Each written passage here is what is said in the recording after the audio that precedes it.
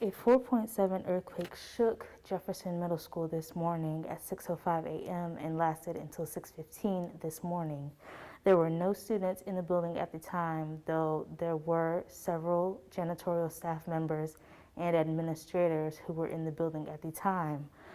We will hear from the spokeswoman of the city's Environment and Buildings Department, Kate Creasy, now. Most of the building appears unharmed. However, in one area of the building, part of the foundation shifted and the roof partially caved in, causing damage to several hallways and classrooms and minorly injuring 3 teachers. These 3 teachers are Robert Aguilera, age 46, Trinity Johnson, age 27, and Maria Valdez, age 39. We have notified all of the victims' families of their status, and we have received clearance from the families to release their names to the public.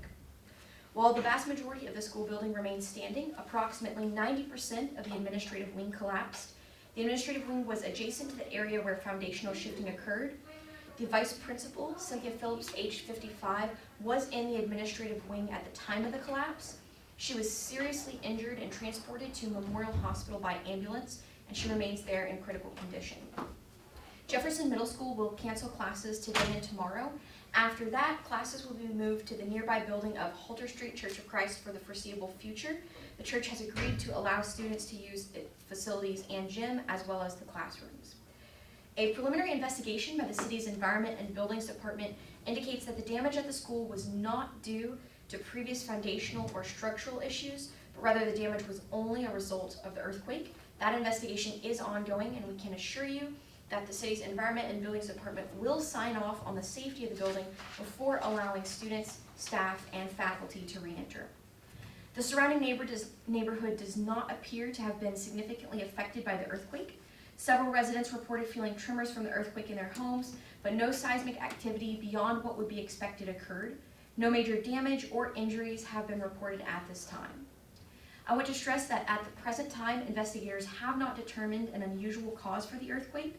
All available evidence suggests that the earthquake was due to natural causes. Anyone who needs emergency or medical help is urged to call 911 immediately, and to voluntarily report damage, we would encourage anyone to please contact the city's Environment and Buildings Department.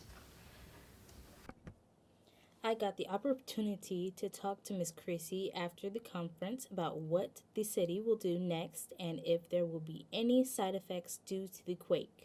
An official statement about what the city will have to do until we know the extent of the damage. But what I can say is, per our usual protocol, we'll take every necessary step to make sure as many citizens are affected positively as possible. So when it comes to the electricity matter, if we were going to see a rolling blackout of some sort, we would expect to have seen that already. The earthquake started about 2 hours ago, so it appears that none of the power grid in the city has been damaged, so that's fortunate.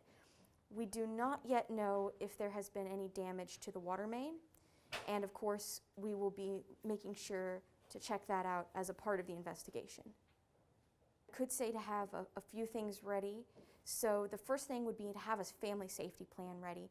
You can actually go to our website, the city's Environment and Buildings Department website, and you can see that we have a tab especially for family safety plans. And you can go and there's kind of a fun checklist that you can do with your kids, with your spouse or significant other, to say, let's practice, let's get prepared for these sort of situations. And we would of course encourage drills, having drills to practice for a situation like that. This has been Courtney Coleman for RAM TV.